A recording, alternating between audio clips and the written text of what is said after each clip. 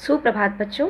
उम्मीद करती हूँ आप सभी लोग स्वस्थ होंगे और हमारे द्वारा पढ़ाए गए सभी विषयों का आनंद ले रहे होंगे तथा अपना काम समय पर पूरा कर रहे होंगे। हमें आपके द्वारा किए गए काम लिंक पर प्राप्त भी हो रहे हैं। बच्चों बहुत अच्छा, आप ऐसे ही आगे बढ़ते रहिए। इस समय ने हमें बहुत कुछ सिखाया है। इसी क्रम में आज हम हिंदी द्वितीय की पाठ्य पुस्तक से पाठ 8 पढ़ेंगे, जिसका शीर्षक है विराम चिन्ह। बच्चों, आप विराम के बारे में जानते हैं। विराम शब्द का अर्थ होता है रुकना, आराम करना या ठहरना। बच्चों, जब आप कोई काम करते हैं, लिखते, पढ़ते, चलते या कोई भी मेहनत का काम करते हैं तो आप थक जाते हैं, और जब थक जाते हैं तो क्या करते हैं? आराम करते हैं, रेस्ट करते हैं, थोड़ा रुक कर फिर आप वो काम शुरू करते हैं।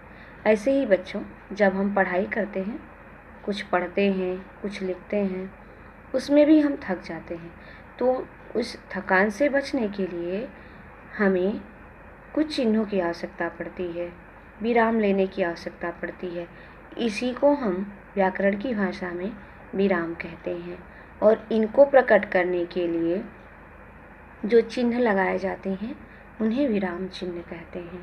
तो आइए बच्चों, हम अब विराम चिन्ह पाठ पढ़ते हैं। विराम चिन्ह बोलते समय अपनी बात को समझाने के लिए हम बीच बीच में रुकते हैं। रुकने का नाम क्या है बच्चों? विराम। 2 चित्र दिए गए हैं आपकी पाठ्य पुस्तक में बहुत ही सुंदर तरीके से, और 2 वाक्य हैं, और ये बहुत ही फेमस वाक्य हैं। ये आपको हमेशा मिलेंगे। आप किसी भी कक्षा में जाएंगे तो ये रोको मत और जाने दो, ये दोनों वाक्य हमेशा मिलेंगे आपको।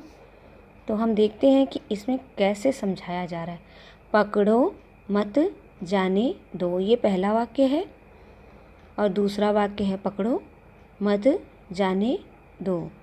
पकड़ो मत जाने दो जो पहला वाक्य है बच्चों, इस वाक्य में बच्चे को बाहर जाने को कहा जा रहा है, यानी कि भेजा जा रहा है कि जाओ। और पकड़ो मत जाने दो जो दूसरा वाक्य है, इस वाक्य में बच्चे को बाहर जाने से रोका जा रहा है, यानी मना किया जा रहा है कि उसे जाने ना दिया जाए। दोनों वाक्य एक से हैं, परंतु अलग अलग जगहों पर विराम देने से दोनों का अर्थ एक दूसरे से अलग हो गया है। लिखते समय वाक्यों में विराम देने के लिए कुछ चिन्ह लगाए जाते हैं, मैंने आपको पहले ही बताया, उन्हें ही विराम चिन्ह कहते हैं। इसकी परिभाषा भी देखिए। लिखते समय विराम देने के लिए जिन चिन्हों का प्रयोग किया जाता है उन्हें विराम चिन्ह कहते हैं। जैसे प्रश्नवाचक चिन्ह आप लगाते हैं, पूर्ण विराम लगाते हैं, या कॉमा का साइन देते हैं। आइए अब हम विराम चिन्हों के प्रकार जानें। बच्चों, आपकी कक्षा में 4 प्रकार के विराम चिन्ह दिए गए हैं। पहला है पूर्ण विराम, और दूसरा है अल्प विराम, और तीसरा प्रश्नवाचक चिन्ह, तथा चौथा है विस्मय बोधक चिन्ह। पूर्ण विराम क्या होता है यह देखिए। वाक्य पूरा होने पर पूर्ण विराम लगाते हैं। जैसे अतुल पतंग उड़ा रहा है, रिंकी के हाथ में चरखी है। ये तो किताब में दिए हुए उदाहरण हैं, आप स्वयं भी उदाहरण बना सकते हैं। जैसे आपके किसी दोस्त का नाम रोहन है तो रोहन पतंग उड़ा रहा है, और आपकी बहन का नाम पिंकी है तो पिंकी के हाथ में चरखी है, या पिंकी खाना खा रही है। ये वाक्य कंप्लीट हो गए हैं, पूरे हो गए हैं, तो यहाँ पर पूर्ण विराम लगेगा। पूर्ण का मतलब ही होता है पूरा। अब आगे वाला देखिए। दूसरा है अल्प विराम। अल्प का मतलब होता है थोड़ा, और विराम का मतलब आप जानते ही हैं, थोड़े समय के लिए जब रुकना पड़ता है उसे हम अल्प विराम कहते हैं। रश्मि, पूजा, कुसुम और जया खेल रही हैं। बच्चों, इसमें बहुत सारे नाम आ गए। पूजा ने गेंद कुसुम को दी, कुसुम ने जया को, जया ने रश्मि को, और रश्मि ने पूजा को। बच्चों, ऐसे ही उदाहरण आप अपने घर के बच्चों के ऊपर भी बना सकते हैं। अपनी भाई बहन का नाम लेकर के आप ऐसे उदाहरण बनाया कीजिए, तो आप इस विराम को बहुत जल्दी समझ जाएंगे।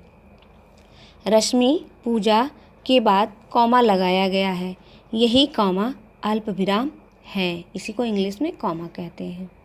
नहीं, थोड़ा थोड़ा रुकना है।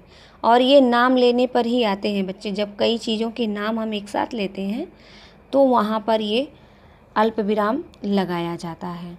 और तीसरा है प्रश्नवाचक चिन्ह। इसे तो आप सभी लोग परिचित हैं, हमेशा लगाते हैं आप लोग। जब भी कोई प्रश्न लिखते हैं तो सबसे बाद में क्या लगाते हैं? क्वेश्चन मार्क, प्रश्न चिन्ह। तो ये बहुत ईजी है। प्रश्न पूछने के लिए प्रश्नवाचक चिन्ह लगाया जाता है। तुम कहाँ जा रहे हो? क्या तुम्हें क्रिकेट खेलना पसंद है? तुम्हारे थैले में क्या है? अनेक प्रश्न आप स्वयं भी बना सकते हैं। आप कुछ प्रयोग किया कीजिए। क्या तुमने खाना खा लिया? क्या मोहन सो रहा है? आदि प्रश्न आप बना सकते हैं। अब इसके बाद आता है चौथा विस्मयबोधक चिन्ह। बच्चों, जब हम किसी प्रकार के खुशी, दुख, घृणा, डर या आश्चर्य आदि को प्रकट करने के लिए अपने मुंह से कोई शब्द निकालते हैं, कुछ बोलते हैं या उसके बारे में लिखते हैं, वहाँ पर विस्मयबोधक चिन्ह लगाया जाता है। वाह, भारत मैच जीत गया। अरे आप कब आए? आपको आश्चर्य हुआ? ओह, चोट लग गई। अफसोस वाला वाक्य है। इन सभी में आपने देखा कि विस्मय आदि बोधक चिन्ह लगा हुआ है। यह हमारे खुशी, दुख, घृणा, डर, भय और आश्चर्य सभी को प्रकट करने के लिए जो शब्द बने हैं उनके बाद लगाया जाता है। समझ में आ गया बच्चों आपको ये पाठ? हमने क्या जाना? लिखते समय विराम देने के लिए जिन चिन्हों का प्रयोग किया जाता है उन्हें विराम चिन्ह कहते हैं। बच्चों, आज आप इतना पढ़िए और ये विराम चिन्ह के प्रकार याद कीजिए। बच्चों, असाइनमेंट आप अपनी कॉपी में कर लीजिएगा और आज की कक्षा हम आप यहीं समाप्त करते हैं। अपना ध्यान रखिएगा। धन्यवाद बच्चों।